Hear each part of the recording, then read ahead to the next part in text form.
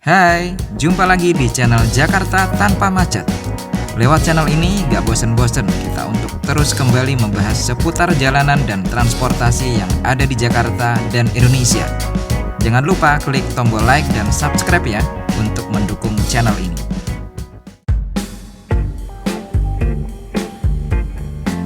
Jembatan Jalan Layang Tapal Kuda Lenteng Agung resmi beroperasi pada awal April 2021 lalu. Jembatan Jalan Layang ini dibangun untuk mengatasi kemacetan akibat U-turn di depan kampus IISIP yang bertemu dengan jalur kereta KRL. Setiap KRL lewat, jalur U-turn tersebut terjadi kemacetan yang cukup panjang karena antrian menunggu KRL lewat dan palang pintu KRL dibuka. Tapi beberapa hari setelah jembatan Jalan Layang tersebut digunakan, kemacetan masih saja terjadi dengan intensitas yang sama. Apa yang sebenarnya terjadi? Mari kita simak pendapat pakar transportasi lulusan Jerman, Bapak Peter Yan, tentang jembatan Jalan Layang Tapal Kuda Lenteng Agung tersebut.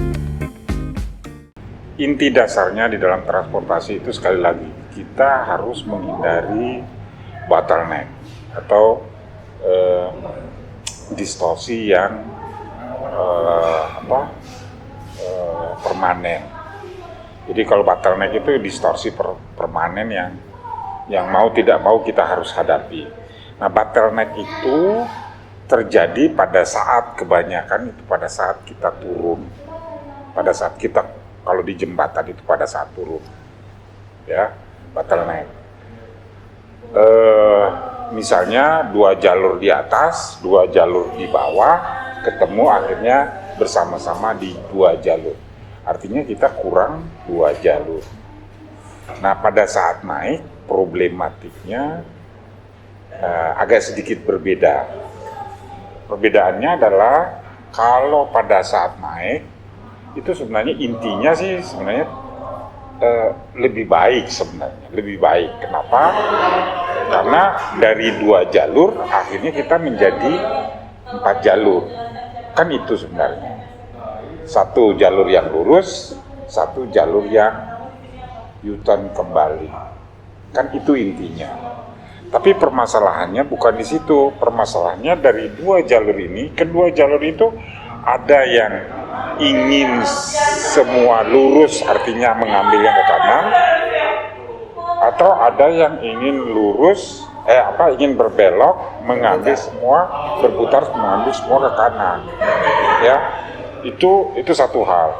Atau yang mau melurus itu ada di sebelah kanan, atau yang mau memutar ada di sebelah kiri, sehingga terjadi crossing. Nah, pertanyaannya bagaimana mengatur hal tersebut?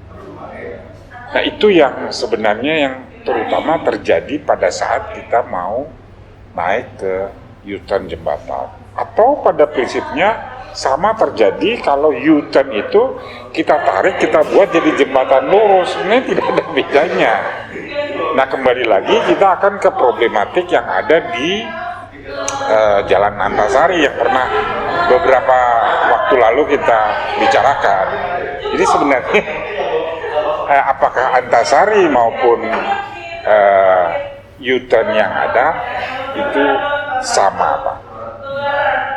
Jadi intinya itu. Guna mengantisipasi kemacetan yang masih terjadi, Wakil Gubernur DKI Jakarta berencana akan melebarkan jalanan di sekitar jembatan flyover tersebut. Apakah rencana ini akan efektif? Berikut pendapat Bapak Peter Yan. Nah, saya tidak mau terjun dulu ke ranah pembebasan lahan. Tapi saya mau langsung ke cara berpikir fungsi dari satu jalan. Mungkin kalau kita secara kasar bisa bagi 3 fungsi jalan itu. Yang pertama adalah jalan lingkungan, yang kedua adalah jalan arteri, ya, yang ketiga adalah jalan yang utama atau protokol. Nah, masing-masing itu punya jumlah jalur sendiri-sendiri. Jadi kalau saya dari kecil jalan lingkungan itu biasanya cuma maksimum 2 jalur, 1 ke sana, yang 1 sebaliknya. Kalau jalan arteri atau jalan penghubung atau apapun sebutannya, itu biasanya 2 atau 3 ke sana, 2 atau 3 ke sini. Lalu yang ketiga adalah jalan protokol atau jalan utama. Itu antara 3 sampai 4 jalur. Lebih dari itu sebenarnya kita tidak perlu lagi, sudah kategorinya sudah jalan luar kota sebenarnya, hanya menghubungkan antara kota, jadi bukan jalan dalam kota. Nah pertanyaannya sekarang, kalau kita lebarkan, kita harus definisikan dulu pasar minggu itu jalan apa. Nah jangan sampai lebarnya sedemikian lebar, sampai akhirnya membuat bottleneck baru. Kan itu saja sebenarnya.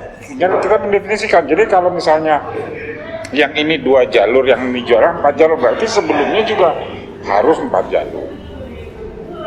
Itu salah satu contoh. Itu tergantung aja bagaimana kita mendefinisikan jalan Lenteng Agung tersebut.